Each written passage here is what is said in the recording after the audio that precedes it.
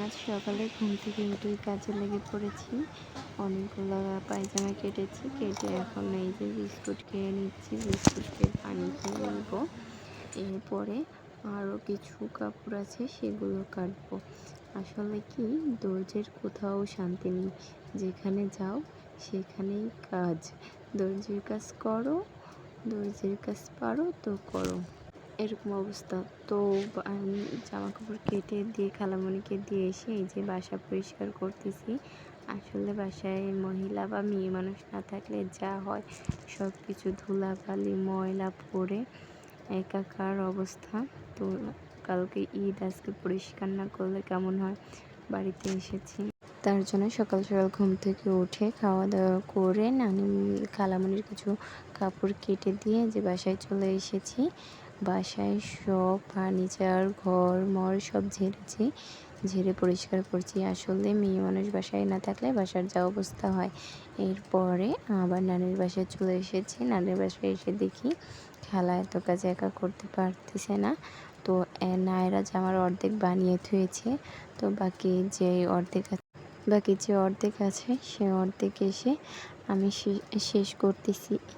আর খালামণির একটু কষ্ট হয়ে যায়, কারণ এটা পায়ের মেশিন, আমারটা কারেন্টের মেশিন। আমার জামাকাপড় বানাতে তো টাইমও লাগে না আর অত কষ্টও হয় না। আর খালামণির এই মেশিনে কাজ করতে অনেক কষ্ট হয়ে যায়। তারপরেও কি করার, অর্ডার দিয়ে যায়। আজকে ঈদের আগের দিন, আজকে পর্যন্ত অর্ডার দিয়েছে। না নিলেই মন খারাপ। গ্রামের মানুষ, মন খারাপ মন বেজার এইগুলা দেখার কি আছে, তাই নিজে একটু কষ্ট করে হলেও জামা কাপড়গুলো বানিয়ে নেওয়ার জন্য অর্ডারগুলো নিয়েছে। আর তাছাড়াও এখন যেহেতু আমি আছি, দুজন মিলে, একজন কাটতেছি একজন বানাচ্ছি, তো খুব তাড়াতাড়ি কাজগুলো শেষ হয়ে যাবে জামা কাপড় বানাতে বানাতে। আর এত কাজের চাপ বা এত ব্যস্ততার মাঝে কোনো ভিডিওই করা হয়নি। সন্ধ্যার সময় আমি জামা বানাতে বসেছি। এই জামা শেষ করে আমার জামা কমপ্লিট করব। আমার জামা নিয়ে বানাতে পারিনি, অর্ধেক বানিয়ে থুয়েছিলাম। সেই অর্ধেক যেমন হচ্ছে নিচে সেলাই, আর জামার কলার লাগাবো, তাহলে আমার জামা হয়ে যাবে।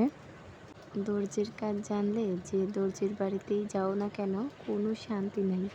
দর্জির বাড়ি ছাড়া যেতে হবে বেড়াতে, তাই হইলে শান্তি পাওয়া যাবে। আমি বাসা থেকে এসেছি আর বলেছি এবার বেঁচেছি, এবার কারো জামা কাপড় বানাবো না।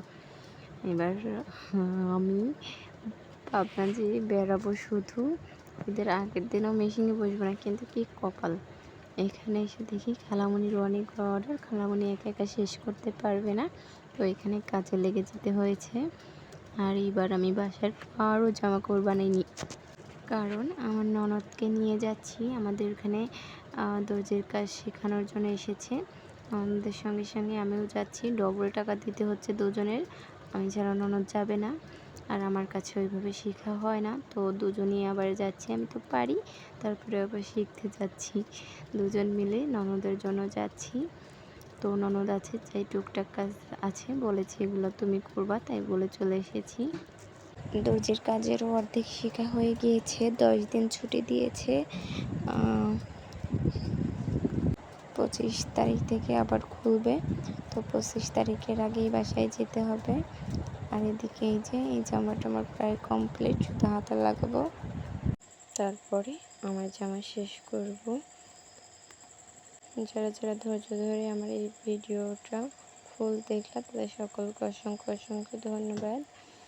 আর অবশ্যই ভালো লাগলে একটা লাইক, কমেন্ট, শেয়ার এবং সাবস্ক্রাইব করতে ভুলবা না।